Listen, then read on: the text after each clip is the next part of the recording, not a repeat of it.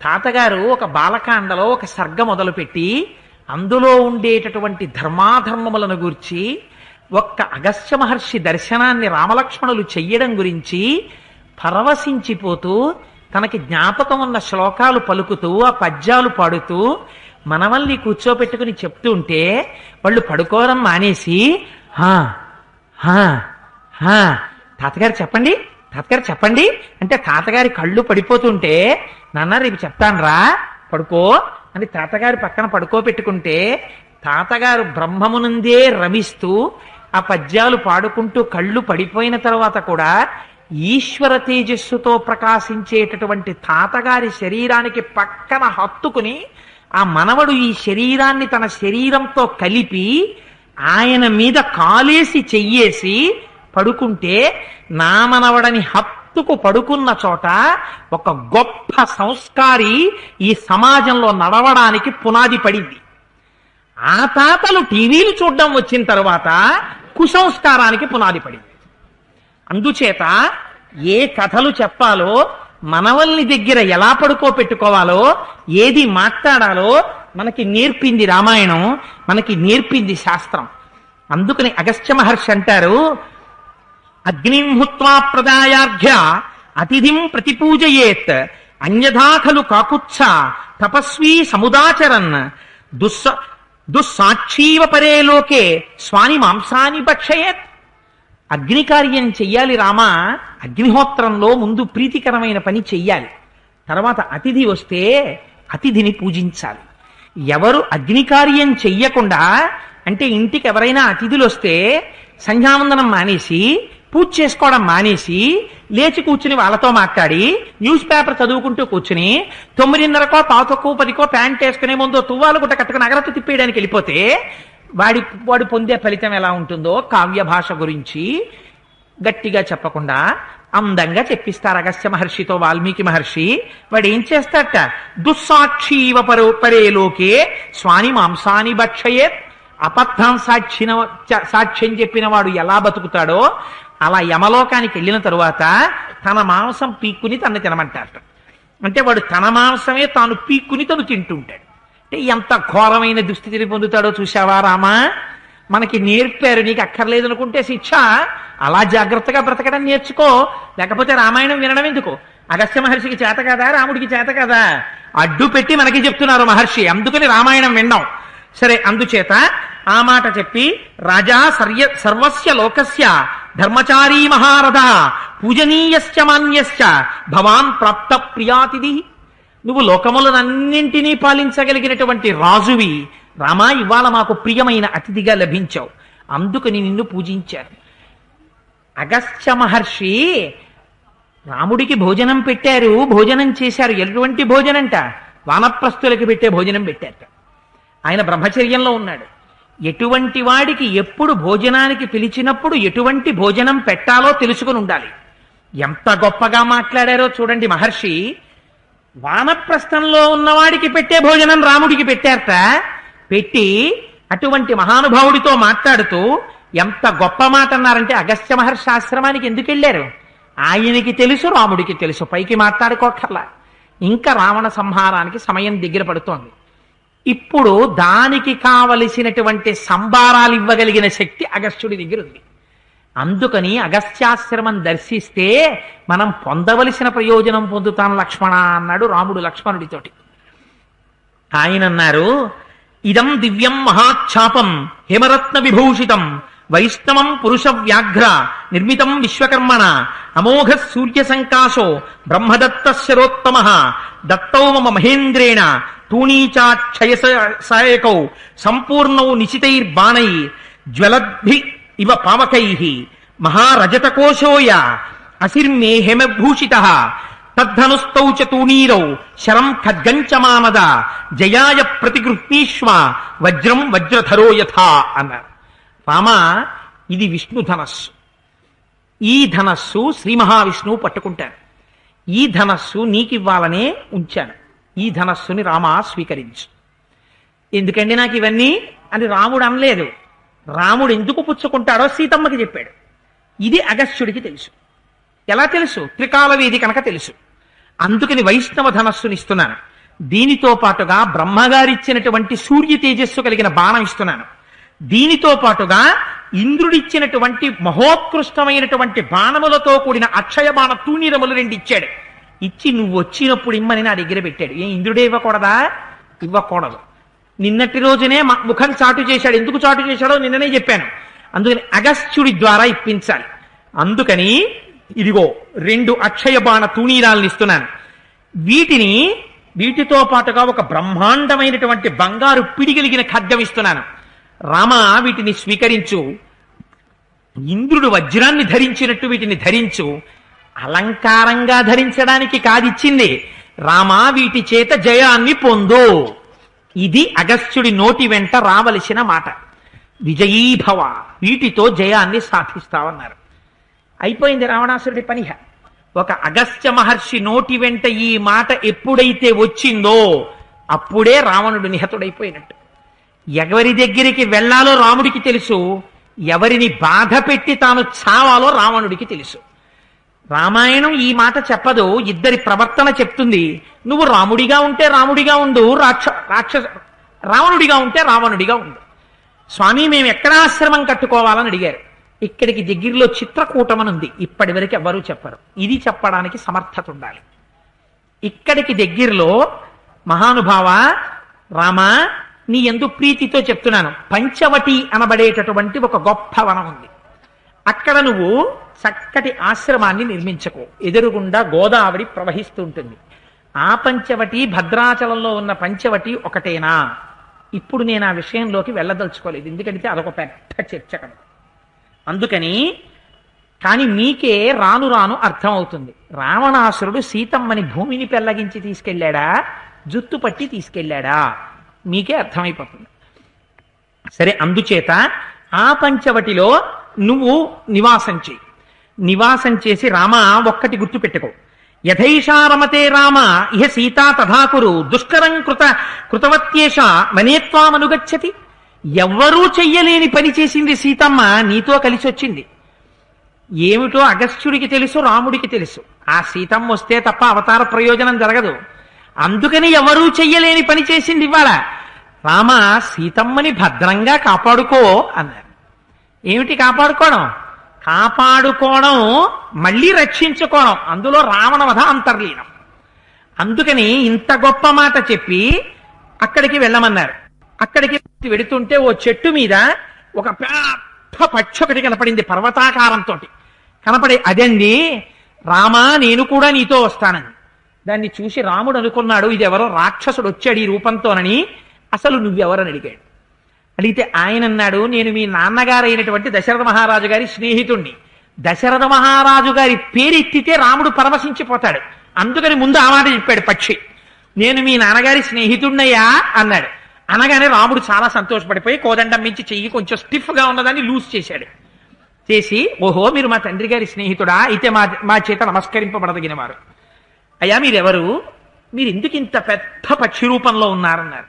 ఆయన అన్నాడు, ప్రజాపతిలో చిట్ట చివరి వాడు కశ్యప ప్రజాపతి. ఆ కశ్యప ప్రజాపతి దక్ష ప్రజాపతి యొక్క 60 మంది కుమార్తెలలో 8గురిని తను వివాహం చేసుకున్నాడు. ఆ 8గురే అదితి, దితి, ధనువు, కాళిక, తామ్ర, క్రోధవశ, మను, అనల. ఈ 8 మందిని వివాహం చేసుకున్న తర్వాత కశ్యప ప్రజాపతి పిలిచి ఒక మాట చెప్పారు. మీరు క్షేత్రములు కనుక నా యొక్క తేజస్సు చేత నాతో సమానులైన వారిని 3 లోకములకు అంతటినీ ప్రకాశింపచేయగలిగినటువంటి కుమారుల్ని నా తేజస్సు వల్ల కనమన్నారు. కానీ భార్యల యందు దోషం ఉంది. కొందరు కశ్యప ప్రజాపతి యొక్క తేజస్సును అర్థం చేసుకున్నారు, అటువంటి కుమారులు పుట్టారు. కొంతమంది కశ్యప ప్రజాపతి మాటని తృణీకరించారు. ఏమిటో ఇలా చెప్తాడనుకున్నారు, అటువంటి వాళ్లే పుట్టారు. అదితికి 12 మంది ఆదిత్యులు, 8 వసువులు, 11 రుద్రులు, 2 అశ్వినులు. అశ్విని దేవతలతో కలిపి మొత్తం 33 మంది దేవతలు అదితికి జన్మించారు. దితికి దైత్యులు జన్మించారు. ఆ దైత్యులు ఈ భూమండలాన్నంతటినీ పరిపాలించేవారు. ధనువుకి హయగ్రీవుడు జన్మించాడు. ఈ 3 భార్యలు కశ్యప ప్రజాపతి మాట విన్నారు. 4వ భార్య కాళికకి నరకుడు, కాలకుడు అనేటటువంటి 2 పుట్టారు. 5వ భార్య తామ్రకి 5 కన్యలు పుట్టారు. వాళ్ళు క్రౌంచి, భాసి, సేని, ధృతరాష్ట్రి, శుకి. మళ్ళీ క్రౌంచికి గుడ్లగూబలు పుట్టాయి మనవలు, భాసికి భాసపక్షులు పుట్టాయి, సేనికి డేగలు గ్రద్దలు పుట్టాయి, ధృతరాష్ట్రకి హంసలు పుట్టాయి, చక్రవాకములు పుట్టాయి. శుకుకి నత అనే పిల్ల పుట్టింది, నతకి వినత అనే పిల్ల పుట్టింది, ఆ వినతకి గరుడు, అరుణుడు అని ఇద్దరు పిల్లలు పుట్టారు. ఆ అరుణుడికి ఒక కుమారుడు ఉన్నాడు. ఆ అరుణుని యొక్క కుమారులలో నేనొకడిని. నా పేరు జటాయువు. నా అన్నగారు ఒకడు ఉన్నాడు, వాడి పేరు సంపాతి. ఆ సంపాతి మనకి కిష్కింధకాండలో కనబడతాడు చిట్ట చివర. అందుకని నేను కశ్యప ప్రజాపతి యొక్క వంశంలో పుట్టినవాడిని. మహాత్ములైన వారితో సంబంధం ఎంత జ్ఞాపకం పెట్టుకు చెప్పుకుంటారో చూడండి. అంటూ ఆయన అన్నాడు, ఆ తరువాతి భార్య క్రోధవశకి 10 మంది కుమార్తెలు పుట్టారు. వాళ్ళు మృగి, మృగమంద, హరి, భద్రమద, మాతంగి, శార్దూలి, శ్వేత, సురభి, సురస, కద్రువ. ఈ 10 మంది పిల్లలకి మళ్ళీ మృగికి లేళ్లు పుట్టాయి, మృగమందకి ఎలుకబంట్లు పుట్టాయి, హరికి సింహాలు పుట్టాయి, బలమైన వానరాలు పుట్టాయి, భద్రమతకి ఇరావతి అనే పిల్ల పుట్టింది, ఆ ఇరావతికి ఐరావతం పుట్టింది. ఆ ఐరావతం కశ్యప ప్రజాపతి వంశంలోంచే వచ్చింది. ఆ తర్వాత భద్రమద అన మాతంగికి ఏనుగులు పుట్టాయి, శార్దూలికి కొండముచ్చులు పులులు పుట్టాయి, శ్వేతకి దిగ్గజాలు పుట్టాయి, సురభికి రోహిణి, గోవులు, గంధర్వులు మొదలైనటువంటివి పుట్టాయి. ఆ తరువాత సురస, కద్రువ అని సురసకి అనేక పడగల కలిగినటువంటి నాగములు జన్మించాయి. ఆ సురభికి పుట్టినటువంటి సురసకి కద్రువ పుట్టింది. ఆ కద్రువకి సాధారణమైనటువంటి సర్పములు జన్మించాయి.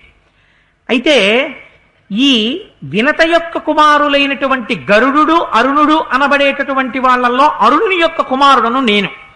ఇంతకీ రామానికి ఇదంతా ఎందుకు చెప్పానో తెలుసా? ఈ కనపడేటటువంటి పశువులు, పక్షులు, మృగాలు ఇవన్నీ కశ్యప ప్రజాపతి యొక్క సంతానంలోంచి వచ్చాయి. అయితే కొంతమందికి దేవతలు పుడితే కొంతమంది భార్యలకి అదే కశ్యప ప్రజాపతి యొక్క తేజస్సుకి ఎలుకుబంట్లు, కోతులు, కొండముచ్చులు, వానరాలు ఇవెందుకు పుట్టాయి? భర్త మాట తృణీకరించి భర్తని తక్కువ చేసిన వాళ్ళకి వాళ్ళు పుట్టారు. తేజస్సులో దోషం లేదు రామా, క్షేత్రంలో తేడా వచ్చింది. అంటే భర్త తేజోమూర్తి అయి ఉండొచ్చు, అందుకే 7 తరాలు చూడ్డానికి కారణం అది. తండ్రి గారే కోడల్ని ఎంచడంలో ఎందుకు పెద్ద పాత్ర తీసుకుంటాడంటే, ఎందుకు నిర్ణయించాలంటే, వచ్చేటటువంటి క్షేత్రము ఒక గొప్ప మహానుభావుని యొక్క కుమార్తె అయి ఒక మహాపురుషుల యొక్క వంశంలోనిది వస్తే, క్షేత్రము ఉత్తమ క్షేత్రమైతే తన కుమారుని యొక్క తేజస్సు క్షేత్రములో ప్రవేశపెట్టబడినప్పుడు వంశంలో మహాపురుషులైన వారే జన్మిస్తారు. అందుకనే తండ్రి గారే కోడల్ని నిర్ణయించాలి. అంతేకాని కాలేజీ గేట్ల దగ్గర సందుల చివర సైకిళ్లు పట్టుకుని తండ్రుల్ని వేధించి తీసుకొచ్చి వాడేదో లోను పెట్టి తెచ్చుకున్న బైకు వీడి స్వార్జితంలో నిలబడి 3 ఎక్కించుకుని కామంతో కళ్ళు మూసుకుపోయి ఆడపిల్లల్ని చూస్తే ఆవుల వెనక పరిగెత్తే ఆబోతులా పరిగెత్తడానికి కాదు జన్మ. తను ముందు తనని తాను సంస్కరించుకుని తండ్రులు చెప్పిన పిల్లల్ని చేసుకుని వంశాలు నిలబెట్టుకోవడానికి వచ్చాయి. ఇది రామాయణం మనకి చూపించినటువంటి మార్గం. అలా కానప్పుడు పుట్టేవాళ్ళు మృగాలు పుడతాయి, కోతులు పుడతాయి, కొండముచ్చులు పుడతాయి, పాములు పుడతాయి. ఈ మాటని ఎంత అందంగా కావ్య భాషలో వాల్మీకి చెప్తే కఠిన చిత్తుడను కాకనే నేను ఉన్న సమాజానికి ఉన్నట్టు చెప్పాను. అందుచేత ఈ మాట విని పరమ సంతోషాన్ని పొందిన రామచంద్రమూర్తి అన్నారు, రామా జటాయువా, తప్పకుండా నువ్వు మమ్మల్ని అనుసరించి ఉండు. సీతాలక్ష్మణులతో పాటుగా నువ్వు కూడా మాతో కలిసి ఉందువుగానివి. మనం వెళ్ళి అదిగో అగస్త్య మహర్షి చెప్పినటువంటి పంచవటిలో ఆశ్రమాన్ని నిర్మించుకుని ఉందాం అని చెప్పారు. చెప్పి సంతోషంగా పంచవటికి బయలుదేరుతున్నారు. ఇంకా అసలు అగస్త్య మహర్షి పంచవటిని ఎందుకు చెప్పారో అక్కడ ఇంకా చిత్రాతి చిత్రం. ఇహ శూర్పణక బయలుదేరుతుంది. అసలు ఆ శూర్పణకెవరో తెలుగు మాట, తెలుగు జాతి వాళ్ళు శూర్పణకని పెట్టి పిలుస్తుంటారు ఇప్పటికీ. ఆ శూర్పణక గొప్పతనం ఏమిటో, రామలక్ష్మణుల అందం ఏమిటో, ఆ చిత్రకూటంలో ఇంకా మారుతున్న పరిస్థితులు ఏమిటో రేపటి నుంచి మహర్షి తనదైన శైలిలో అందంగా మనకి అందిస్తారు. ఈశ్వరుడు అనుగ్రహించి పలికించినంత మేర నేను పలుకుతాను. నిన్నటి రోజు ఉపన్యాసాన్ని పూర్తి చేసేసరికి మనం ఒక మాట అనుకున్నాం. అగస్త్య మహర్షి మహానుభావుడు రామచంద్రమూర్తిని పంచవటి సమీపంలో పర్ణశాల నిర్మించుకుని మిగిలినటువంటి అరణ్యవాస కాలాన్ని అక్కడ గడపవలసినదిగా ఆదేశిస్తే రామచంద్రమూర్తి అక్కడ పర్ణశాల నిర్మించడం కోసమని లక్ష్మణ సహితుడై సీతాసహితుడై బయలుదేరారు అని. అయితే అగస్త్య మహర్షి ఆయన ఒక్కరే పంచవటిలో నివసించమని చెప్పడంలో ఒక గమ్మత్తైనటువంటి రహస్యం ఒకటి ఉంది. దాన్ని మహర్షి పైకి మాట్లాడలేరు. ఆయన అన్నారు, హృదయస్థశ్చతే చందో విజ్ఞాతస్తపసామయ ఇహ వాసం ప్రతిజ్ఞాయ మయా సహ తపోవనే అతశ్చత్వాం మహం బ్రూమి గచ్చ పంచవటీమితి అన్నారు. రామా, నిన్ను నేను నాతో పాటు ఈ ఆశ్రమంలోనే ఉండు అనాలని అనుకున్నాను ముందు. కానీ నా తపోశక్తి చేత నీ మనస్సులో ఉన్న కోరికని నేను దర్శనం చేశాను. నీ కోరిక ఏమిటో నాకు అర్థమైంది. అందుకని నీ కోరిక తీరడానికి అనువైనటువంటి ప్రదేశం పంచవటిలో ఉండాలి. అందుకని నువ్వు అక్కడికి వెళ్ళవలసింది అన్నారు. ఇందులో యథార్థములకు చాలా విశేషాలు ఉన్నాయి.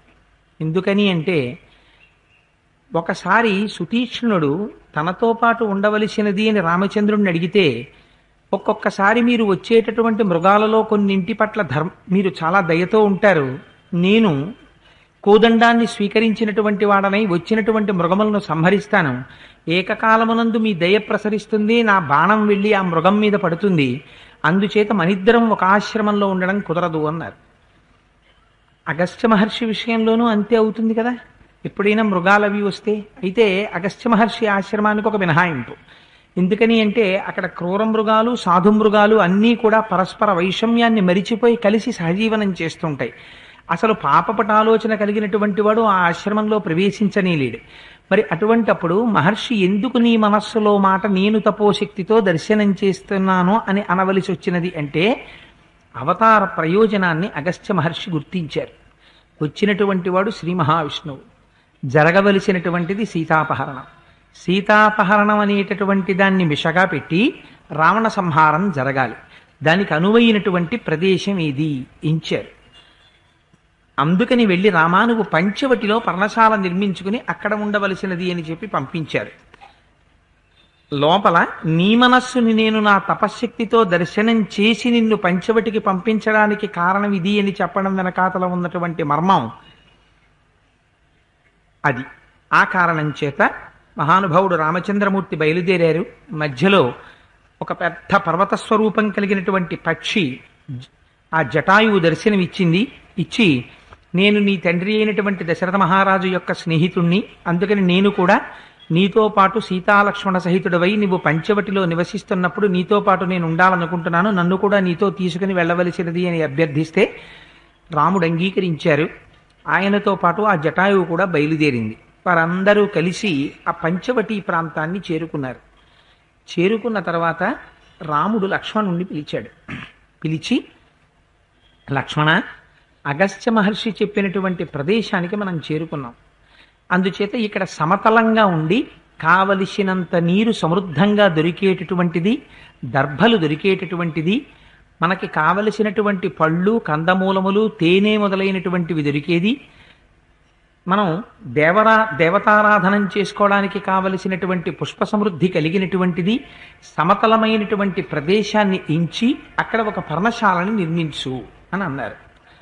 అంటే లక్ష్మణుడు అన్నాడు, పరవానస్మి కాకుత్స త్వైవర్ష శతం స్థితే స్వయం రుచిరే దేశే క్రియతామితి మాం వద. స్వామి, నువ్వు నన్ను నిర్మించమని చెప్తావేమిటయా? నేనా నిర్మించేవాణ్ణి? నేను కాదు. ఇది పరమభక్తితో చెప్పినటువంటి శ్లోకం. పరవానస్మి కాకుత్స త్వైవర్ష శతం స్థితే, 100 సంవత్సరములకు కూడా నువ్వు ఆజ్ఞాపించవలసిన వాడివి, నేను ఔదల దాల్చవలసినటువంటి వాడిని. నువ్వు నిర్ణయించు, ఈ ప్రదేశంలో లక్ష్మణ ఒక పర్ణశాల నిర్మించు అని నువ్వు ఆజ్ఞాపించు. ఆజ్ఞాపిస్తే నీ ఆజ్ఞని ఔదల దాల్చి, రాముడు ఆజ్ఞాపించాడు కనుక పర్ణశాలను నిర్మిస్తున్నానన్న భావన చేత పర్ణశాలను నిర్మించడంలో నాకున్నటువంటి సంతోషం, నేనే ఒక ప్రదేశాన్ని ఎంచి రాముడు కోరినట్టుగా ఆశ్రమాన్ని నిర్మించాననడంలో నాకు లేదు. ఎంత కర్తృత్వ భావన విడిచిపెట్టి ఉన్నాడో చూడండి. నాకు అప్పుడప్పుడు అనిపిస్తూ ఉంటుంది. ఇవాళ ఆ విశ్వేశ్వర గారి గృహప్రవేశం కార్డు మీద ఈ శ్లోకం వేశాడు ఆయన. అందుకని అసలు నిజంగా మనం గృహప్రవేశం చేసే ముందు కొత్తగా ఇల్లు కట్టుకుంటే అసలు ఆ భగవానుడి మందిరంలో రామచంద్రమూర్తి దగ్గర ఈ శ్లోకం చెప్పాలేమో అనిపిస్తుంది. పరవానస్మి కాకుత్స త్వయివర్ష శతం స్థితి స్వయంతు రుచిరే దేశే క్రియతామితి మాం వద.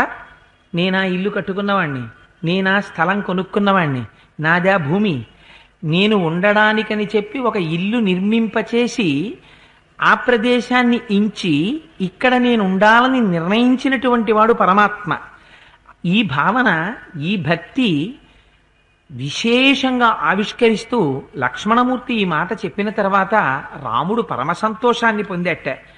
ఎంత అందంగా మాట్లాడావోయ్ లక్ష్మణ, ఇదిగో ఇలా రా అని లక్ష్మణుణ్ణి చెయ్యి పట్టి తీసుకెళ్ళి ఇక్కడ ఆశ్రమాన్ని నిర్మించినట్లయితే చాలా బాగుంటుంది, అందుకని ఇక్కడ నిర్మాణం చెయ్యి. ఎందుచేత ఈ ప్రదేశాన్ని ఎందుకు ఎంచుకున్నాను? యథాఖ్యాతమగస్త్యేన మునినా భవతాత్మన ఇయం గోదావరి రమ్య పుష్పితైస్తరుభిర్వృత హంస కారండవా కీర్ణ చక్రవాకోపశోభిత. ఇది అగస్త్య మహర్షి మనం ఎక్కడ ఆశ్రమం నిర్మించాలని వారు మనస్సులో కోరుకున్నారో అటువంటి రమ్యమైన ప్రదేశం. ఇక్కడ కానీ ఆశ్రమాన్ని నిర్మిస్తే మనం ఆశ్రమం బయటికి వచ్చి చూస్తే గలగల పారేటటువంటి గోదావరి నది కనపడుతుంది. దూరంగా మదపుటేనుగుల్లా ఉన్నటువంటి పెద్ద పెద్ద కొండలు కనపడతాయి. ఆ పర్వతాలలో ఎన్నో గుహలున్నాయి. ఆ గుహలన్నీ చాలా అందంగా ఉంటాయి. ఈ పర్ణశాల యొక్క బయట మనం కూర్చుని చూస్తుంటే ఆ పర్వతముల యొక్క చర్యల మీద విహరిస్తున్నటువంటి అనేకమైన మృగముల యొక్క గుంపులు కనపడుతుంటాయి. హంస కారండవాకీర్ణ, హంసలు కారండవములు మొదలైనటువంటివి, సారసములు మొదలైనటువంటి జలపక్షులన్నీ విహరిస్తుంటాయి. చూడ్డానికి చాలా అందంగా ఉంది. చుట్టూ ఎక్కడ చూసినా పనస, పున్నాగ, నేరేడు, మామిడి మొదలైనటువంటి దేవతా వృక్షములతో శోభితమై పెద్ద పెద్ద పువ్వులతో అలరారుతోంది. కాబట్టి మనకి దేవతారాధనకి కావలసినటువంటి పువ్వులన్నీ సమృద్ధిగా లభిస్తాయి. విశేషించి నిర్మలమైనటువంటి ఉదకములతో కూడిన గోదావరి నది ప్రవహిస్తోంది. అగస్త్యుడు మనని ఉండమని చెప్పినటువంటి ప్రదేశం ఇదే అని నాకు అనిపిస్తోంది. అందుకని లక్ష్మణ, నువ్వు ఇక్కడ పర్ణశాల నిర్మించు అన్నాడు. అంటే నిజంగా లక్ష్మణుడికి ఎన్ని విషయాల్లో నైపుణ్యం ఉందో కానీ భూమి తవ్వేట, మట్టి తీసేట, నీరు పోశాడు, ముద్ద చేశాడు, పెద్ద పెద్ద రాటలు తెచ్చాడు, ఆ రాటలు పాతాడు, దానికి అంతటికీ మధ్యలో ఈ మట్టిని అందంగా గోడలుగా పెట్టాడు, దాని మీద అడ్డుకర్రలు వేశాడు, దాని మీద జమ్మి మొదలైనటువంటి కొమ్మలు అవి తెచ్చాడు, ఆ దర్భగడ్డి అవి తెచ్చాడు, పైన పందిర్లా వేశాడు, చక్కటి పర్ణశాలను ఒకదాన్ని నిర్మాణం చేశాడు. పర్ణశాల నిర్మాణం పూర్తయిన తర్వాత సగత్వా లక్ష్మణ శ్రీమాన్ నదీం గోదావరీం తదా స్నాత్వా పద్మాని చాదాయ సఫల పునరాగత తత పుష్పబలిం కృత్వా శాంతించ స యథావిధి దర్శయామాస రామాయ తదా శ్రమపదం కృతం. ఆ గోదావరి నదికి వెళ్ళి స్నానం చేసి అందులోంచి చక్కటి నీళ్లని, కొన్ని పళ్ళని, పుష్పాలని తీసుకుని వచ్చాడు. కొత్త ఇంట్లోకి ప్రవేశించే ముందు చెయ్యవలసినటువంటి శాంతి కర్మలన్నిటినీ నిర్వహించాడు. తర్వాత అన్నగారి దగ్గరికి, వదిన గారి దగ్గరికి వెళ్ళాడు. చేతులు కట్టుకు నిలబడ్డాడు.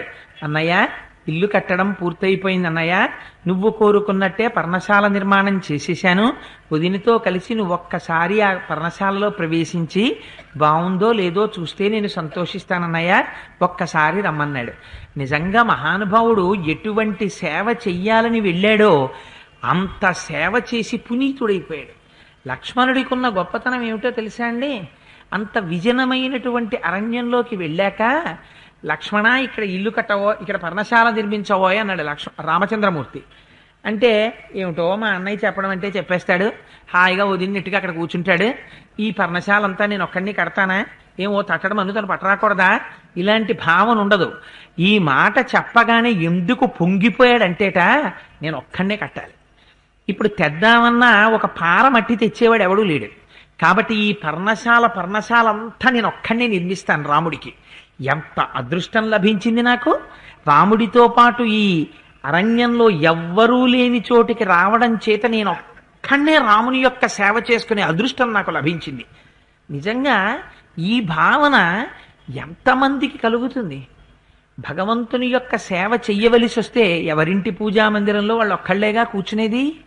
కూర్చున్నప్పుడు అబ్బా ఏవి నా అదృష్టం నిజంగా, ఈ పూజా మంటపంలో నేను కూర్చుని ఈ నీళ్లతో అభిషేకం చేసుకుని ఈ గంధం చెక్క మీద గంధం తీసుకుని ఆ విభూతి తీసి అభిషేకం చేసి ఈ పాలతో అభిషేకం చేసి ఈ పువ్వులన్నీ స్వామికి అలంకారం చేసి ఆ తర్వాత చక్కగా వస్త్రం ఇచ్చి నీరాజనం ఇచ్చి నివేదన చేసి తాంబూలం ఇచ్చి మంత్రపుష్పం చెప్పి స్వామికి నమస్కారం చేసి శరణాగతి చేసి బయటికి వెళ్ళే అదృష్టం నాకొక్కడికే దక్కింది. ఇందులోకి ఇంకెప్పుడు ఎవరు రారు కదా, నేను ఒక్కడనే చేసుకుంటున్నాను అని పరమ ప్రీతితో అమ్మయ్యా ఎంత అదృష్టం అని పూజా మందిరంలో కూర్చునేటంతటి భావన ఎంతమందికి ఉంటుంది? అమ్మో తొందరగా పూజ చేసుకొచ్చేయాలి, 8ంటికి మళ్ళీ వెళ్ళిపోవాలి నేను అని చెప్పి ఎంత తొందరగా పూజ ముగించేద్దామన్న తాపత్రయంతో పూజ గదిలోకి ఎడతాం. లేకపోతే చాలా భారంగా వ్రతాదులు నిర్వహిస్తాం. ఒక సత్యనారాయణ స్వామి వారి వ్రతం జీవితంలో ఎప్పుడోసారి చేయడం, ఆ వ్రతం చెయ్యడం మొదలు పెడుతూనే మొట్టమొదటి ప్రశ్న మన ఇంటికి వచ్చిన బ్రహ్మగారిని అడిగేది, ఎన్నింటికి అయిపోతుందండి వ్రతం అంటాం. ఎందుకనంటే వచ్చిన వాళ్ళకి భోజనాలకు బాగుండదు కదండి, తొందరగా పూర్తి చేసేయండి అంటాం. ఆయన ఒకవేళ కథని వివరించి చెప్తున్నారు అనుకోండి, ఆయన మన వంక ఇలా చూసేటప్పటికి మనం ఇలా వాచి వంక చూడడం. ఎందుకంటే ఆయనకి మనం చెప్పడం, సంకేతం ఇవ్వడం, తొందరగా పూర్తి చేసేయండి అని. మంత్రపుష్పం చిన్న చదివేయండి, ఎందుకు తొందరగా అయిపోవాలి. అంతేగాని ఏమి నా అదృష్టం, ఇంత కాలానికి సత్యనారాయణ వ్రతం చేసుకునేటటువంటి అదృష్టం నాకు కలిగింది. ఈ భావనతో అసలు భగవంతుడి దగ్గరికి వెళ్ళడం అపురూపం. మీరు పూజ చెయ్యడం చెయ్యకపోవడం పక్కన పెట్టేసేయండి, అవన్నీ ఎవడు అడిగాడు? అసలు పూజా మందిరంలోకి వెళ్ళేటప్పుడు ఈ భావనతో వెళ్ళిన వాడెవరు? తెల్లవారుతోంది, బ్రాహ్మీ ముహూర్తం వస్తోంది, సూర్యోదయం అవుతోందంటే అమ్మో ఈశ్వర శాసనం చేత ఒక్క క్షణం విశ్రాంతి తీసుకోకుండా స్వామి సూర్యోదయం అవుతోంది, నేను తొందరగా లేచి స్నానం చేసి మడిబట్ట కట్టుకుని పూజామందిరంలోకి వెళ్ళిపోయి గుహలో సింహం కూర్చున్నట్టు హాయిగా అక్కడ కూర్చుని నేను ఈశ్వరుడు తప్ప వేరొకరు ఉండరు తలుపు వేసుకుని ప్రశాంతంగా పూజ చేసుకుని నేను ఒక్కడనే, అగరత్తు పెట్టినా నేనే, దీపం పెట్టినా నేనే, నైవేద్యం పెట్టినా నేనే, పువ్వులు పెట్టినా నేనే, ఇలానే కళ్ళు మూసుకునేటప్పటికి ఇక్కడ పువ్వులు ఎత్తుకుపోయేవాడు ఎవడు ఉండడు, అన్నీ నేనే నా స్వామికి ఇవ్వాల చేయడానికి అని పొంగిపోతూ ఇంట్లో కూర్చుని పూజా మందిరంలో ప్రవేశించగలిగితే నీవు లక్ష్మణుడవే. ఇది కదా లక్ష్మి అంటే, దాన్ని ఆశ్రయించి లక్ష్మి వస్తుంది. అందుకే మహదైశ్వర్యం ఏమిటో రాముడు ఇచ్చాడు. దేనికి ఇచ్చాడు? పర్ణశాల చూసి ఇవ్వలేదు. పర్ణశాల అయితే రాముడికి ఇంతకన్నా హర్మ్యాలలో నివసించాడు ఆయన. చాలా బాగా కట్టావో, కర్రలు తోసేస్తే పడిపో అనో, లేకపోతే లక్ష్మణ ఇందులోకి గబుక్కుని ఏనుగు దూరితే కర్రలు ఉడిపోతాయా అని అనుమానాలో ఇవి కాదు. మరి దేనికి అంటే చెప్తాడు. భగవానుడు దేనికి ప్రీతి చెందుతాడు? భగవానుడు ప్రీతి చెందేటటువంటిది ప్రధానముగా మీ మానసిక స్థితికి ప్రీతి చెందుతాడు. రమణులు 1కి 1000 మార్లు ఈ మాటే చెప్పేవారు. లోపల ప్రీతి లేనప్పుడు నువ్వు ఎంత పూజ చేసి మాత్రం ప్రయోజనం ఏమిటి? దానివల్ల ఏ ప్రయోజనం ఉండదు. పుష్పాలు చేత్తో తీస్తే అక్కడికి వేస్తే ఏమైనా ఉంటే కొద్ది ప్రయోజనం ఉంటుందేమో, కానీ నువ్వు అక్కడ ఉన్నది విగ్రహం కాదని, అక్కడ ఉన్నది పరమాత్మ అన్న దృష్టితో నువ్వు చూస్తే ఆ స్వామి మీద పువ్వు వేయడంలో, పువ్వు తీయడంలో, ధూపం చూపించడంలో, దీపం వెలిగించడంలో నువ్వు పరవశించిపోగలిగితే, నీ కన్నుల వెంట నీరొస్తే, ఆనందంతో నీ కంఠం గాద్గదికమైతే నువ్వు లక్ష్మణుడవైనట్టే. అట్లాంటి పూజ చేసిన వాడికి, అటువంటి మానసిక భావన కలిగిన వాడికి ఈశ్వరుడు ఎటువంటి స్థితిని చూపిస్తాడో మనకి ఈ సర్గ చూపిస్తుంది. అందుకని పర్ణశాల నిర్మాణము అన్నదాన్ని ఒక్కదాన్ని అంత పెద్ద సర్గేం మహర్షి రాయక్కర్లేదు. దాని వెనకాతల ఒక పరమ ప్రయోజనాన్ని జాతికి నిరూపిస్తున్నారు. లేకపోతే ఋషికి మనం ఎందుకు రుణపడతాను? ఋషి మనకి చెప్పే ప్రయోజనమే ఉంటుంది. అందుచేత ఇది నిర్మించిన తరువాత రామచంద్రమూర్తి చూసి అన్నారట, లోపలికి వెళ్ళి ఒకసారి పర్ణశాల చూశారు. చూసి ప్రీతోస్మితే మహత్కర్మ త్వయాకృతమిదం ప్రభో. ఇవాళ లక్ష్మణుడిని ఏమంటున్నారు? ప్రభో. సాధారణంగా ప్రభో అన్న మాట రాముడు లక్ష్మణుడి పట్ల వాడరు. స్వయంకృతమిదం ప్రభో ప్రదేయో అన్నిమిత్తంతే పరిష్వంగో మయాకృత. లక్ష్మణ, ప్రభో గొప్ప పని చేసినవాడా? ఏమిటి గొప్ప పని? పర్ణశాల నిర్మాణం చెయ్యడం కాదు, నాకొక్కడికే పర్ణశాల నిర్మించే అవకాశం వచ్చిందని. అన్నయ్య రేపు మిగిలింది పూర్తి చేస్తానన్నయ్య అని కూర్చున్నట్టు మీకు ఈ సర్గలో ఎక్కడన్నా చూపించారా? ఎక్కడా చెప్పరు. అదేమిటండి, అంత పర్ణశాల పొద్దున్న చెప్తే మధ్యాహ్నానికి అయిపోయి గోదావరి నదికి వెళ్ళిపోయి స్నానం చేసేసి, అన్నయ్య ఇంక నేను చాలా టైర్ అయిపోయాను, నువ్వు వెళ్ళి స్నానం చేసావు, తెచ్చుకుని పూజలు చేసి లోపలికి వెళ్ళి బాబు నేను కాసేపు పడుకుంటాను బయట అనలేదే. శాంతికర్మ కూడా తాను చేసేసి ఇంకా ఏమైనా చెప్తే బాగుండు, ఏమిటో అయిపోయింది పర్ణశాల నిర్మాణం, మళ్ళీ ఎప్పటికి చెప్తాడో ఏమిటో అన్నయ్య అని మనసులో బాధపడిపోతూ అందులో కొంత శూన్యం ప్రవేశించగా ఇంకా తనకి పనేం లేదు, ఇంకా వెయిటింగ్ లిస్ట్లో లేవు ఆర్డర్స్, ఏదైనా కొత్త ఆర్డర్ వస్తే మళ్ళీ ఉత్సాహంగా చేసేస్తాడు. ఇది కదండి లక్ష్మీవాన్ అంటే, ఈశ్వర కైంకర్యమునందు ఈ నిష్ఠ, తరగని ఈ ఉత్సాహం. ఇది చూసి రాముడు అన్నట్ట, ప్రీతోస్మితే మహత్కర్మ, ఏమి పని చేసావయ్యా? ఇది పని చేయడం అంటే దాని వెనకనున్న రహస్యం. త్వయాకృతమిదం ప్రభో ప్రదేయో అన్నిమిత్తంతే పరిష్వంగో మయాకృత. నేను లక్ష్మణ నీకు ఇప్పుడు ఏమి ఇవ్వగలను? నువ్వు చేసినటువంటి ఈ పనికి నేను ఇయ్యగలిగినటువంటి కానుక వేరొకటి నా దగ్గర లేదు. అందుకని నేను నీకేమి ఇస్తున్నానో తెలుసా? ఇదిగో ఈ కానుక ఇస్తున్నాను, దగ్గరికి రా అని పిలిచి తన బాహువులతో గట్టిగా కౌగిలించుకున్నట్ట. ఏనాడు నువ్వు ఈశ్వర ఆలింగన సౌఖ్యాన్ని పొందగలవు? ఈశ్వర ఆలింగన సౌఖ్యమును నీవు పొందేది కర్మేంద్రియముల చేత చేయబడినటువంటి పూజ వలన కాదు. కర్మేంద్రియముల వెనక నీ మనస్సు ఉత్సాహభరితమై ఉన్నప్పుడు దానికి నీకొచ్చేటటువంటి ఫలితము పరమేశ్వరుని యొక్క ఆలింగన సౌఖ్యమును అనుభవిస్తావు. ఈశ్వరుడే వచ్చి నిన్ను గట్టిగా కౌగిలించుకొని తన బాహువులలో బంధించినప్పుడు ఆనాడు నువ్వు ఎక్కడున్నావు?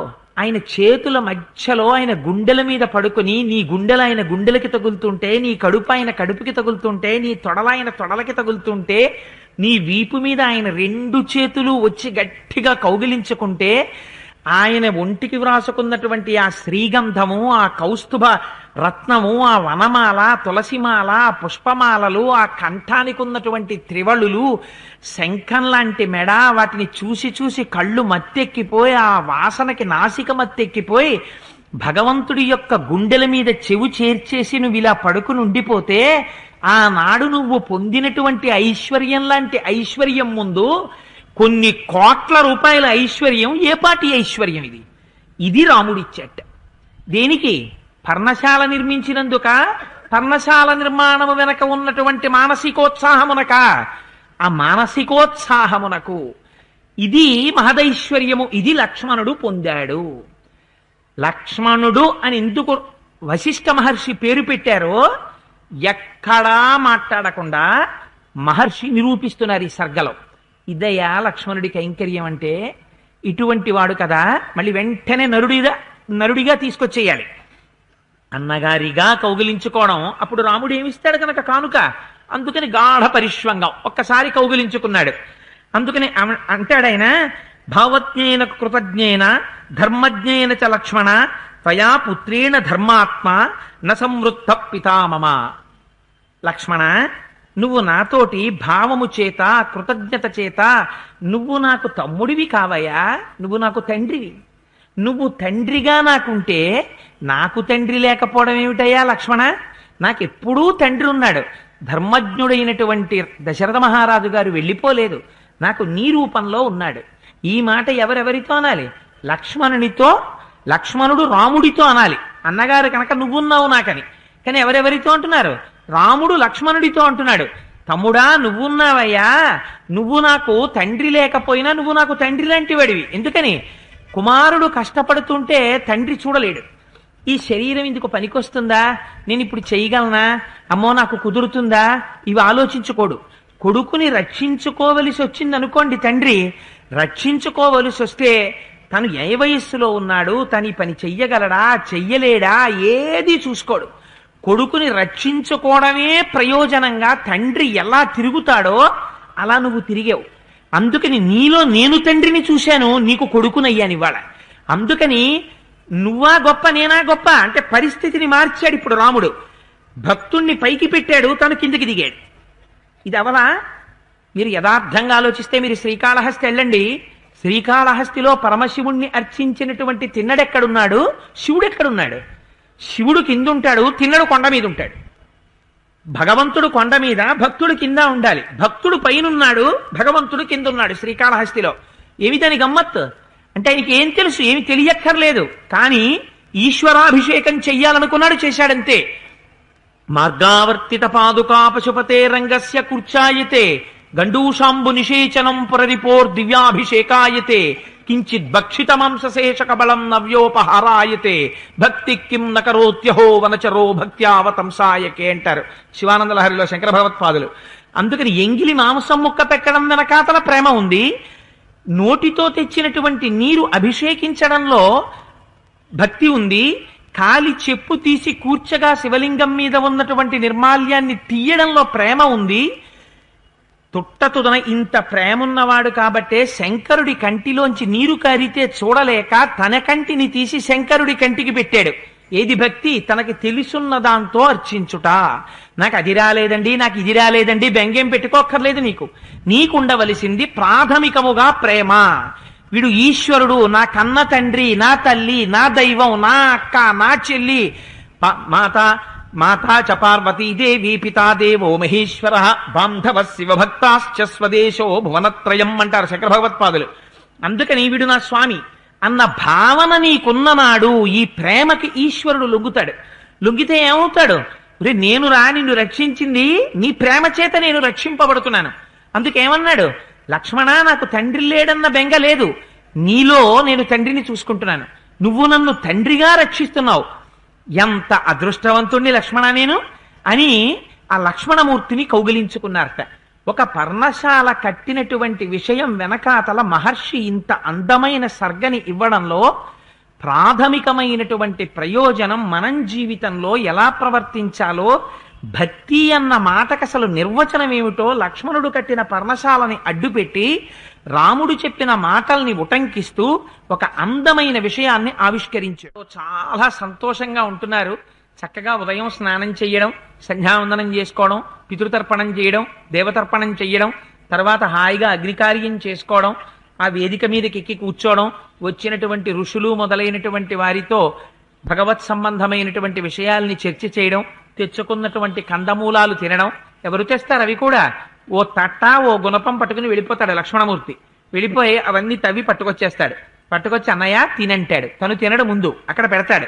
పెడితే రాముడు సీతమ్మతో కలిసి సీతమ్మ ఇది బాగుంది, ఇది బాగుంది అంటూ తింటాడు. వాళ్ళిద్దరూ తింటుంటే కందులు నీరు పెట్టుకుని పొంగిపోతాడు. అన్నయ్యకి ఇవాళ తెచ్చిన వాటిల్లో ఇది నచ్చింది, అది నచ్చిందని. అంత సంతోషపడిపోతూ ముగ్గురు ఆనందంగా జీవితాన్ని గడిపేస్తున్నారు. ఇంతలో హేమంత ఋతువు వచ్చింది. హేమంత ఋతువు అంటే ఇప్పుడు మనకి జరుగుతోంది కదా, ఇదే హేమంత ఋతువు. మార్గశీర్ష పుష్యమాసములలో హేమంత ఋతువు ఉంటుంది. విస్తారంగా మంచు పడుతూ ఉంటుంది. ఇక్కడ ధర్మం చెప్తారు మహర్షి. ఎలా చెప్తారు? పైకి ఏం చెప్పరు. ఇది ధర్మము, అందువల్ల రాముడు చేసెను, ఇలా ఏం మాట్లాడరు. సాధారణంగా మనందరికీ ఒక అలవాటు ఉంటుంది. హేమంత ఋతువులో తెల్లవారుజామున ఎవ్వరం లేవం. ఎందుకని లేవము అంటే అబ్బో చలికాలం అండి అంటాం. ఒకవేళ నిజంగా ఏదైనా పరమ పవిత్రమైనటువంటి క్షేత్రంలో ఉన్నా కూడా బ్రాహ్మీ సమయంలో వెళ్ళి మనం ఆ క్షేత్రంలో పారుతున్నటువంటి నదిలో మునక వేసి తెల్లవారుజామున స్నానం చేద్దామని చలికాలంలో వెళ్ళం, పడిశం పట్టేస్తుంది. ఇంకా వారం రోజులు యాత్ర ఉంది, ముందు మనకి ప్రతిదానికి ఇది గుర్తొస్తుంది. అందుకని చెప్పి కానీ రాముడు మాత్రం తెల్లవారుజామున చీకటిలో బ్రాహ్మీ ముహూర్తంలో స్నానం చెయ్యడానికి బయలుదేరాట గోదావరికి. ఆయన వెనక సీతమ్మ బయలుదేరింది, లక్ష్మణుడు బయలుదేరాడు. బయలుదేరడంలో గమ్మత్తు ఏమిటో తెలుసా అండి? రాముడు నడుస్తున్నాడు స్నానానికి, వెనకాతల రాముడు స్నానం చేసిన తర్వాత కట్టుకోవలసినటువంటి పొడిబట్ట, చెంబు మొదలైనవి లక్ష్మణుడు పట్టుకున్నాడు. గురువుగారు, అన్నగారు, తండ్రి ఇటువంటి పెద్దలు వెడుతున్నప్పుడు వారి వెనకాతల వెళ్ళేటప్పుడు నేర్చుకోవాలి. భర్తతో వెళ్ళేటప్పుడు నా చీర మీ భుజం మీద పడేసుకోండి అని ఆయన మీద పారేయడం, లేకపోతే కొడుకు కూడా ఆయన వెంట పెడుతూ నాన్నగారు చెంబు మీరు పట్టుకోండి, నా మీద పడతారే అని కొడుకు తండ్రికి ఇచ్చేయడం. ఇది కాదు మన సంప్రదాయం. పెద్దల వెంట నడిచి వెళ్ళడం ఎలాగో చూపించారు, ఆ చెంబు తను పట్టుకున్నాడు. అది మహర్షి రాయాలా? లక్ష్మణుడు చెంబట్టుకున్నాడు. ఎందుకది రాయడం అంటే నువ్వు నేర్చుకో. నువ్వు రేపు నీ తండ్రితో ఒక గోదావరి స్నానానికి వెడితే, ఒక కాశీ వెళ్ళి గంగ స్నానానికి వెడితే పెద్దలతో స్నానానికి వెళ్ళేటప్పుడు వారి బట్టలు వారు కవర్లో పట్టుకోవడం కాదు, నువ్వు ఆ కవరు పట్టుకుని వారిని అనుగమించి వెళ్ళడం నేర్చుకో. లేనినాడు గంగమ్మ కూడా అసహ్యించుకుంటుంది. పెద్దలతో వీడు స్నానానికి వచ్చే విధానం ఇదే, వీడు మళ్ళీ ఇంకో పాపం కూడా తెచ్చి నాలో కలుపుతున్నాడా అనుకుంటుంది. అందుకని ఇవి పట్టుకుని వెళ్ళాడు. అన్నగారు స్నానం చేస్తున్నారు. అన్నగారు స్నానం చేస్తుంటే అంత చల్లటి నీళ్లలో ఆ లక్ష్మణుడి యొక్క పరిశీలన దృష్టి చూడండి. సీతారాములిద్దరూ స్నానం చేయడానికి వచ్చారు. వెనక లక్ష్మణమూర్తి వెళ్ళాడు. రాముడు స్నానం చేస్తున్నాడు నీటిలో. అన్నయ్య స్నానం చేశాక తను చేస్తాడు. అందుకని ఒడ్డున నించున్నాడు. నించుని ఎంత గొప్ప మాట మాట్లాడతాడో చూడండి. ఆ మాటలలో అందం చూడండి. అసలు అయం సకాల సంప్రాప్త ప్రియోయస్తే ప్రియం వద అలంకృత ఇవాభాతి ఏన సంవత్సర శుభ. అన్నయ్య నీకు చాలా ఇష్టమైన కాలం వచ్చింది అన్నయ్య అన్నాడు. మనందరికీ తెల్లవారుజామునే వెళ్ళి నదుల్లో స్నానం చేసేటప్పుడు ఇలాంటి ఋతువు వచ్చిందనుకోండి, ఈ నెలల్లో స్నానం చేయలేమండి బాబోయ్, తెల్లవారకట్టెళ్ళి నదుల్లోనూ చలి హాయిగా పొద్దున్న 8 వరకు పడుకుని 8 గంటలకి నిద్రలేస్తే ఎంత హాయిగా ఉంటుందో వేడినీళ్ళు పెట్టుకు స్నానం చేస్తే అని మనం అంటాం. ప్రకృతి ప్రతిబంధకంగా నిలబడినప్పుడు అనుష్ఠానానికి ప్రతిబంధక స్వరూపంలో ఉన్నటువంటి దాన్ని గెలిచి ఈశ్వరుడి వైపుకి నిలబడ్డంలో రాముడు కృతకృత్యుడయ్యాడు. అందుకని అన్నయ్య నీకు ఇష్టమైనటువంటి కాలం వచ్చింది, ఈ ఋతువు అంటే నీకు చాలా ఇష్టం అన్నయ్య. అందుకని చూసావా, ఒక్కసారి ఎక్కడ చూసినా మంచు ఎలా పడుతోందో అన్నయ్య. అన్నిటినీ మించి నీహార పరుషో లోకః పృథివీ సస్యశాలిని జలాన్యనుపభోగ్యాని శుభగో హవ్యవాహన. ఎంత అందంగా మాట్లాడతారో చూడండి మహర్షి. లక్ష్మణుడితో చెప్పిస్తున్నారు. జనులందరికీ అన్నయ్య ఈ ఋతువులో ఇష్టమైంది ఏమిటో తెలుసా? సూర్యుడు. అంటే దాని అర్థం ఏంటి? ఎప్పుడు లేస్తాం? సూర్యోదయం అయ్యాక లేస్తాం. ఎక్కడ కూర్చుంటాం? లేస్తూనే సూర్యుడికి అభిముఖంగా ఎండ ఎక్కడ పడుతోందో అక్కడికి వెళ్ళి ఓ కుర్చీ వేసుకుని ఇంకక్కడ పేపర్, ఆ పేపర్ ఒకటి పట్టుకుని 9 వరకో 10 వరకో చదివేసి 10:30కో 11కో అప్పుడు స్నానం చెయ్యాలనిపిస్తే అప్పుడు స్నానం. కానీ రాముడు చేశాడు. ఆ ఋతువులో కూడా బ్రాహ్మీ ముహూర్తంలోనే స్నానం, నదీ స్నానం. అందుకని అన్నయ్య లోకమంతా ఈ ఋతువు వచ్చినప్పుడు నీటిని చూస్తే స్నానాదులు చేయడానికి భయపడుతుంది, సూర్యుడిని చూస్తే సంతోషిస్తుంది. ఎందుకని? అసలు నీటిని చూస్తేనే ఒళ్ళు గడ్డగట్టేస్తుంది అన్నయ్య. ఎంత గమ్మత్తైన మాట్లాడాడో చూడండి. ఋషి ఎంత గొప్పగా చెప్పారో. మనం ఆ మాట అంటాం, అమ్మో నీళ్లు చూసేటప్పటికే ఒళ్ళు గడ్డ కట్టేస్తోంది బాబోయ్ ఇలా అంటాం. ఏంటి ఇంకా వాడు వెళ్ళలేదు మునగలేదు, ఇక్కడే అప్పుడే ఇలా ఇలా ఇలా గడ్డ కట్టేస్తోంది అన్నాం. అందుకని అన్నయ్య అందరికీ ఈ సమయంలో సూర్యుడి ఇష్టం అన్నయ్య, ఒళ్ళు గడ్డ కట్టేస్తోంది అంటుంటారు. నవాగ్రయణ పూజాభి అభ్యర్చ పితృదేవతా కృతాగ్రయణకా కాలే సంతో విగత కల్మషాహ. ఈ ఋతువులో పంటలన్నీ ఇంటికి చేరుతాయి. ఇంటికి చేరడం చేత ఈ పంటలన్నిటితోటి మనకి చెయ్యవలసినటువంటి పనిని ఋషి ఇక్కడ మనకి జ్ఞాపకం చేస్తున్నారు. ఈ మాసము హేమంత ఋతువు దేనికి ప్రసిద్ధి? ఉత్తరాయణ పుణ్యకాలం ప్రవేశిస్తుంది. పంటలన్నీ ఇంటికి వస్తాయి. కొత్త పంట ఇంటికి వచ్చిన తరువాత కొత్త పంటని తను తినకూడదు. మొట్టమొదట కొత్త పంటతో దాన్ని అనువంశికంగా నువ్వు అనుభవించడానికి నీకు ఇచ్చినటువంటి వారు పితృదేవతలు ఉన్నారు. పైగా నువ్వు తిన్నటువంటి పదార్థంలోంచే కొంత భాగం పైకి తేలి వీర్యకణమై ప్రత్యుత్పత్తికి వంశం నిలబడడానికి ఉపయోగపడుతుంది. అందుకని కొత్త పంట ఇంటికి రాగానే ఆ పంటలో కొంత భాగంతో పితృదేవతల్ని ఉద్దేశించి నవాగ్రయణ పూజ అనబడేటటువంటి పూజ చెయ్యాలి. పూజ చేస్తే దానివల్ల పితృదేవతలు సంతోషిస్తారు. పితృదేవతలు సంతోషిస్తే శరీరమునకున్నటువంటి పాపము తొలగుతుంది. పాపము తొలగితే సత్సంతానము కలుగుతుంది. కలిగితే వంశము వృద్ధిలోకి వస్తుంది. అందుకని అన్నయ్య ఎక్కడ చూసినా నవాగ్రయణ పూజలు జరుగుతున్నాయి. నవాగ్రయణ పూజల చేత లోకులందరూ కూడా పాపములను తొలగించుకున్న వారై ఉన్నారు. నాకు తెలిసి మరి ఇప్పుడు ఎన్ని చోట్ల కొత్త పంటతో నవాగ్రయణ పూజలు చేస్తున్నారో నాకు తెలియదు. మరి అలా నిజంగా రామాయణం మనకి చెప్పింది వచ్చిన పంటలో కొంత భాగం పితృదేవతారాధన మనకు నవాగ్రయణ పూజకి వాడాలి అని చెప్పి ప్రాజ్యకామా జనపద సంపన్నతర గోరసాహ విచరంతి మహాపాల యాత్రాస్థా విజిగీషవ. అన్నయ్య పల్లెల్లోనూ జానపదాల్లోనూ అందరూ పరమతృప్తితో ఉన్నారు. ఎందుకని? పంట ఇంటికి వచ్చింది. పైగా ఈ సమయంలో పశువులన్నీ పాలు విశేషంగా సమృద్ధిగా ఇస్తాయి. పాడి పంట రెండూ ఉన్నాయి. అందుకని అందరూ చాలా సంతోషంగా ఉన్నారన్నయ్య. గ్రామాలలో ఉండేటటువంటి వాళ్ళందరూ పరమ ఆనందంగా ఉన్నారు అని ఎంత హాస్యాస్పదంగా, ఎంత అందంగా, హాస్య స్ఫోరకంగా ఒక మాట చెప్పాడో చూడండి. ఏతేహి సముపాసీన విహగా జలచారిణ నావగాహంతి సలిలం అప్రగల్భా ఇవాహవం. ఇవి నీటి పక్షులు. ఏవి? కారండవములు, సారసములు మొదలైనటువంటివి. అవి ఎప్పుడూ నీటిలోనే ఉంటాయి, నీటిలో తేలుతుంటాయి. అన్నయ్య ఇవాళ ఈ పక్షుల్ని చూసావా? ఇవి ఎంత గమ్మత్తుగా ఉన్నాయో. ఇవన్నీ నీటిలోకి వెళ్ళటం లేదు, నీటి ఒడ్డుకొచ్చేసి రెక్కల్ని బాగా దగ్గరికి ముడిచేసుకుని వాటి ముక్కు తీసుకెళ్ళి ఆ ముఖమును ఆ రెక్కల్లో ఇలా పెట్టుకుని కూర్చుని ఉన్నాయి. వీటిని చూస్తే ఏమనిపిస్తోందో తెలుసా అన్నయ్య? ఉత్తమ క్షత్రియ వంశంలో పుట్టి యుద్ధరంగం దాకా వెళ్ళి ప్రగల్భాలు చెప్పి యుద్ధరంగం వంక చూడగానే యుద్ధరంగంలోకి వెళ్ళడం మానేసి భీరువై బయట కూర్చున్న వాళ్ళే ఉన్నాయన్నయ్య ఈ పక్షులు అన్నాడు. ఎందుకని?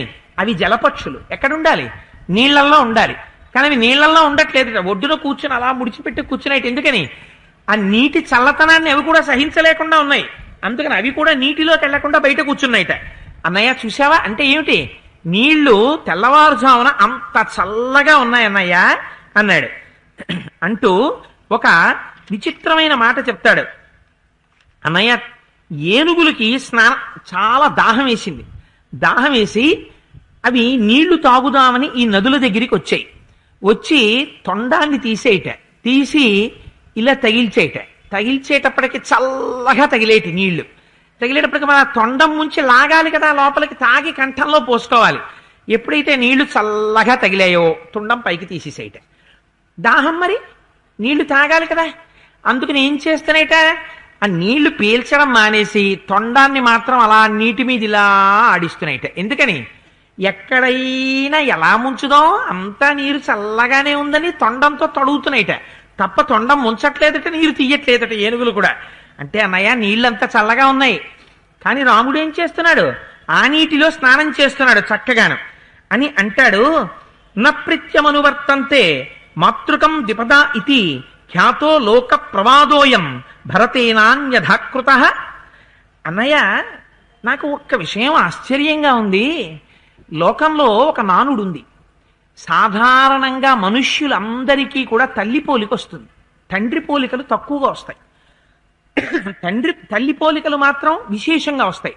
జంతువులకు ఒక లక్షణం ఉంటుంది, 4 కాళ్ళున్న వాటికి తల్లి పోలిక రాదు, తండ్రి పోలిక వస్తుంది. అందుకని మనుష్యులందరికీ తల్లి పోలిక ఉంటుంది అని కదా అన్నయ్య అంటారు. కానీ చిత్రం ఏమిటంటే భర్త దశరథోయాస్య సాధుశ్చ భరతస్సుత కథన్ను సాంబా కైకేయి తాదృశీ క్రూరశీలిని అని.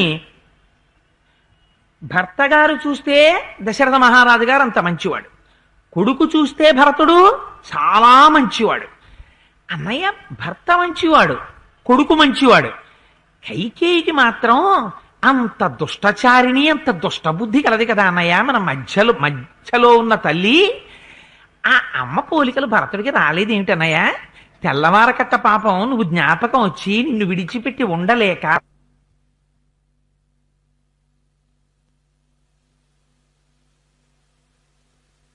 కూడా ఇలాగే సరయూ నదిలో స్నానం చేస్తుండుంటాడు. కానీ అన్నయ్య మరి భరతుడికి అమ్మ పోలిక ఎందుకు రాలేదంటావు అని అడిగాడు. ఇప్పటిలాగా మాట్లాడినవన్నీ బాగున్నాయి. మాట్లాడి చివరికి ఎక్కడికి వెళ్ళింది దృష్టి? భరతుడు రాముణ్ణి విడిచిపెట్టి ఉండలేక ఆ ఏర్పడినటువంటి తాపాన్ని తొలగించుకోవడానికి బ్రాహ్మీ ముహూర్తంలో సరయూ నదిలో స్నానం చేస్తూ ఉంటాడన్నటువంటి మాట కూడా అందంగా ఉంది. కానీ అందరికీ అమ్మ పోలిక వస్తే భరతుడు అంత మంచివాడు, ఆయనకి అమ్మ పోలిక రాలేదు, కైకకి మాత్రం అన్ని చెడ్డ గుణాలు ఎక్కడి నుంచి వచ్చాయన్నయ్యా అని అడిగాడు. ఈ మాట వినేటప్పటికి రాముడు అన్నట్ట స్నానం చేస్తున్నవాడు, నతేంబా మధ్యమా తాత గర్హితవ్యా కథంచన తామే వేక్ష్వాకు నాథస్య భరతస్య కథాంకురు. లక్ష్మణ, నువ్వు ఇప్పటిదాకా భరతుడి గురించి మాట్లాడావు, నా మనస్సు ఎంత సంతోషపడిందో తెలుసా? మళ్ళీ మధ్యలో కైకమ్మని జ్ఞాపకం చేసుకుని కైకమ్మని నిందిస్తూ ఉంటావు ఎందుకు లక్ష్మణ? తప్పది, అమ్మను అలా నిందించకూడదు. నేను ఒట్టు పెట్టాను భరతుడితోటి, నా మీద సీతమ్మ మీద ఒట్టు, కైకని నిందిస్తేని. నువ్వు మళ్ళీ కైకని నిందిస్తావేమిరా? అలా నిందించకూడదు. అది మా తెల్లవారుజామునే అందులో కైకమ్మని తలుచుకుని మనం నిందించడమా? పొరపాటు లక్ష్మణ, ఇంకెప్పుడు నువ్వు అలా మాట్లాడకు. భరతుడు గురించి మాట్లాడు, నేను పరమ సంతోషిస్తాను అని ఎంత గొప్ప మాట చెప్పాడో తెలుసా అండి? నాకు ఒక వ్యసనం కలుగుతోంది లక్ష్మణ, భరతుణ్ణి విడిచిపెట్టి నేను ఉండలేకపోతున్నాను. అస్తమానం నాకు చిత్రకూట పర్వతం మీదకి భరతుడొచ్చి నాతో మాట్లాడినటువంటి సందర్భమే నా మనస్సులో స్ఫురిస్తోంది. స్ఫురించడం చేత అతను మాట్లాడిన మాటలు, నా యందు అతను ఆవిష్కరించినటువంటి ప్రేమ, వీటిని జ్ఞాపకానికి తెచ్చుకుంటే వెళ్ళి ఒక్కసారి భరతుణ్ణి చూడాలనుంది. అప్పుడప్పుడు నాకు ఎంత ఉద్రేకం కలుగుతోందంటే ఒక్కసారి అయోధ్యకి వెళ్ళి భరతుణ్ణి చూసి వచ్చేద్దాం అనిపిస్తూ ఉంటుంది. కానీ నేను అలా వెనక్కి వెళ్ళకూడదు కదా అయోధ్యకి, అందుకని వెళ్ళలేకపోతున్నాను లక్ష్మణ. నేను భరతుడిని అంత ప్రేమిస్తున్నాను, అందుకని భరతమాత అయినటువంటి ఆ కైకమ్మని నువ్వేం అనకు అన్నాడు. అంటే లక్ష్మణుడు అన్నాడు, తప్పకుండా అన్నయ్య అని సంతోషించాడు. కృతాభిషేక సరరాజరామ సీతాద్వితీయ సహ లక్ష్మణేన కృతాభిషేకో గిరిరాజపుత్ర రుద్రస్సనంతి భగవానివేశ. ఎంత అందమైన శ్లోకమో చూడండి. నిజంగా రాముడు సీతమ్మ స్నానం చేసి పైకొచ్చారట, లక్ష్మణుడు కూడా స్నానం చేసి పైకొచ్చాట. స్నానం చేసి తడి బట్టలతో ముగ్గురు అక్కడ నిలబడితే మహర్షి అంటారు, గోదావరి నది ఒడ్డుకొచ్చి పార్వతీ సహితుడైనటువంటి పరమశివుడు స్నానం చేస్తే వాళ్ళిద్దరూ స్నానం చేసిన తరువాత నందికేశ్వరుడు కూడా స్నానం చేసి పక్కనొచ్చి నించుంటే గభాలన అటు వెళ్ళిన వాళ్ళకి నందికేశ్వర సహిత పార్వతీ పరమేశ్వరులు కనపడితే ఎలా ఉంటుందో ముగ్గురు అలా ఉన్నారు. నందితో ఎందుకు పోల్చినట్టు లక్ష్మణుణ్ణి? నందికి ఒక లక్షణం ఉంది. నంది సర్వకాలముల యందు శివుణ్ణే చూస్తుంది. మీరు చప్పుడు చెయ్యండి, రోహిణీకార్తి రానివ్వండి, వర్షం పడనివ్వండి, నంది ఎప్పుడైనా బయట చాలా ఎండగా ఉందని చెప్పి ఇలా తల తిప్పడం మీరు చూశారా? ఎప్పుడూ చూడదు. ప్రపంచానికి పృష్ఠభాగాన్ని ఇస్తుంది, పరమేశ్వరుడి వంక దృష్టి పెడుతుంది.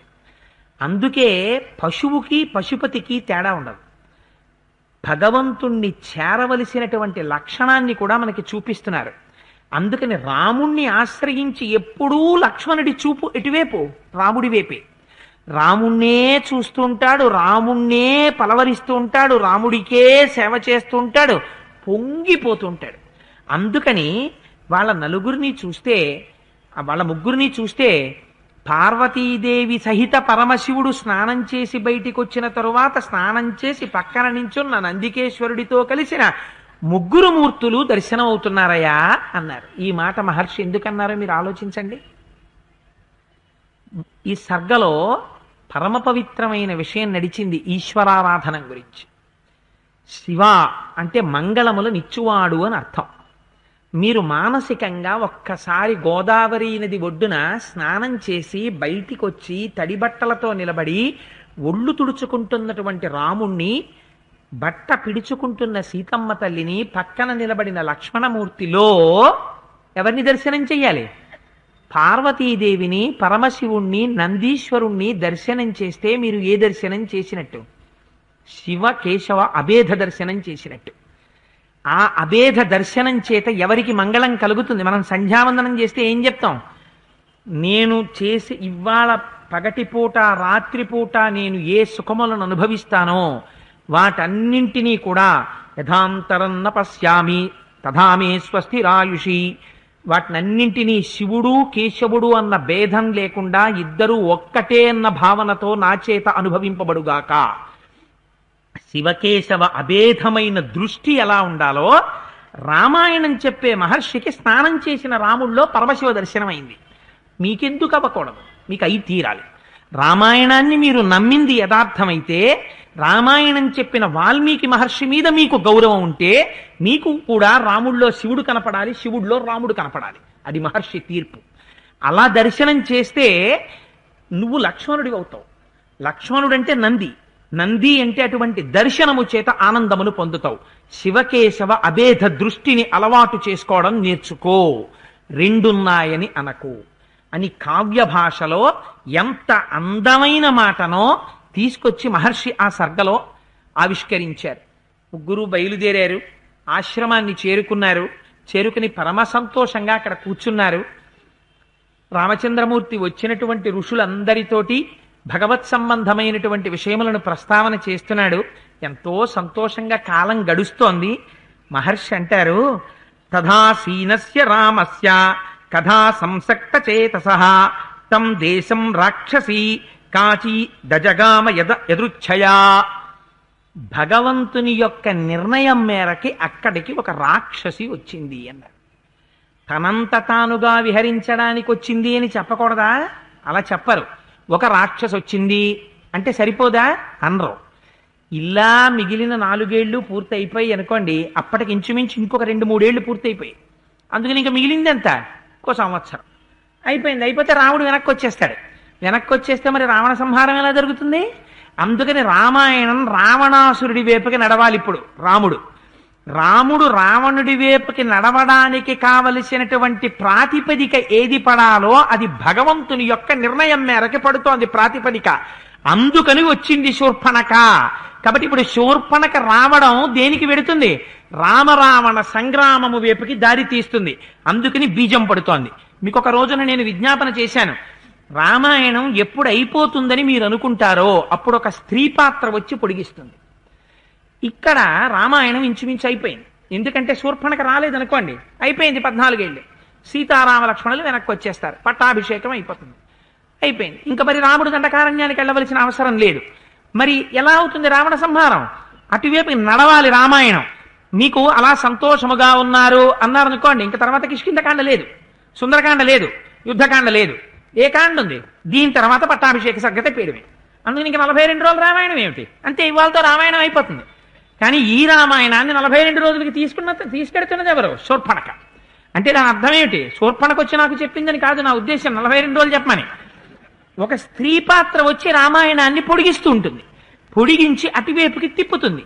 అందుకని ఇది ఎంత అందంగా మాట్లాడతారో చూడండి మహర్షి.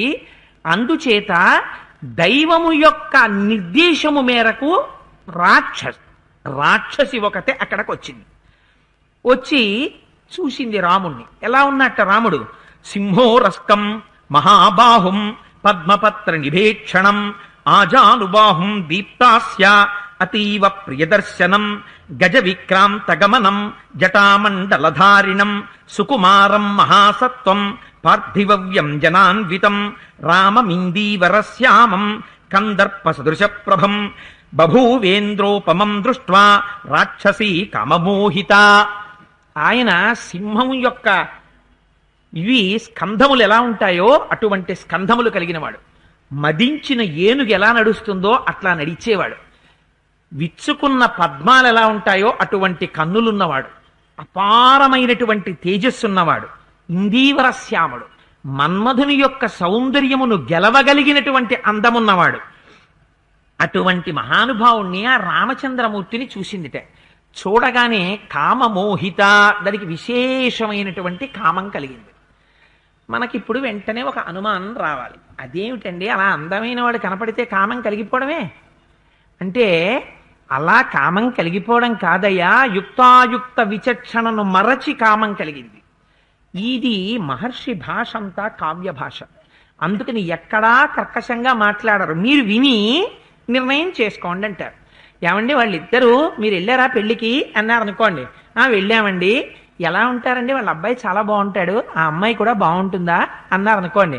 అయ్యో పిల్లాడు తెల్లగా 6 అడుగుల ఎత్తండి, ఆవిడేమో నల్లగా 3 అడుగుల పొట్టండి, ఆ పిల్లాడిదేమో ఇలా నొక్కుల నల్లటి జుత్తండి, ఆ పిల్లదేమో బాలనెరుపు వచ్చేసిందట పాపం, సగం జుత్తు నిరిసిపోయిందండి, ఆ అబ్బాయి ఏమో కళ్ళు నిజంగా కళ్ళల్లో ఉందండి కాంతి అంతాను, ఆ పిల్లాడు చూస్తుంటే కళ్ళ వంక చూడకుండా ఎవ్వరూ ఉండలేరండి, పాపం ఆ అమ్మాయిది ఒక కన్ను మెల్లకన్నండి, ఆయన ముక్కేమో ఇలా ఏదో సంపంగి పువ్వులా ఉంటుంది, ఆ అమ్మాయిదేమో చిన్నప్పుడు ఎవరో గుద్దేరట వాళ్ళు సొట్ట పడిపోయిందండి ముక్కు అని ఆయన నోరు విప్పి నవ్వితే చంద్రబింబం నవ్వుతోందా అన్నట్టుంటుంది. ఆవిడ నవ్వితే పర్వత స్వరూపమైన దంతాలు దర్శనం అవుతాయండి. వాళ్ళిద్దరి యొక్క సామ్యం అది అని మీరు అన్నారనుకోండి, ఇంకా వేరే చెప్పాలా? పెళ్లి కొడుకు బాగుంటాడు, పెళ్లి కూతురు బాగుండదని. మహర్షి గొప్పతనం ఏంటంటే ఆయన ఏమి శూర్పణకు అసహ్యంగా ఉంటుంది, రాముడు అందంగా ఉంటాడు, ఆ దిక్కుమాలిన శూర్పణకి రాముడి మీద కామం ఏంటి, ఇలా ఏమనరు. ఆయన తీర్పులేం చెప్పరు. చెప్పకుండా ఇప్పుడు నేను ఎలా చెప్పానో అలాగే ఆయన చెప్తారు. చదివి మీరు ముక్కున వేలేసుకోవాలి. ఆశి దీని అసాధ్యం, కోలా దీనికి కోరికెలా పుట్టింది రా రాముడిని చూస్తే అని. ఎంత అందంగా మాట్లాడతారో చూడండి. వెంటనే పక్కనే ఇప్పుడు నేను ఎలా చెప్పానో అలాగే పెడుతుంది శ్లోకం కూడా. సుముఖం దుర్ముఖీ రామం వృత్తమధ్యం మహోదరి విశాలాక్షం విరూపాక్షి సుకేశం తామ్రమూర్ధజ ప్రీతిరూపం విరూపాస సుస్వరం భైరవస్వర తరుణం దారుణా వృద్ధ దక్షిణం వామభాషిణి న్యాయవృత్తం సుదుర్వృత్త ప్రియం అప్రియదర్శన శరీరజ సమావిష్ట రాక్షసీ వాక్యమబ్రవీత్. ఆయన ఎలా ఉన్నట్ట, ఆయన సుముఖం చూసేటప్పటికీ అబ్బా ఎంత బాగున్నాడో అనేస్తారట. ఆవిడ్ని చూస్తే బాబోయ్ ఎలా ఉందో అంటారట. దుర్ముఖీం వృత్తమధ్యం, ఆయనేమో కడుపు పైకి కనపడదట, అలా లోపలికి వెళ్ళిపోయి అంత అందంగా ఉంటుందిట కడుపు. మహోదరీం, ఓ పెద్ద బాణబోర్లి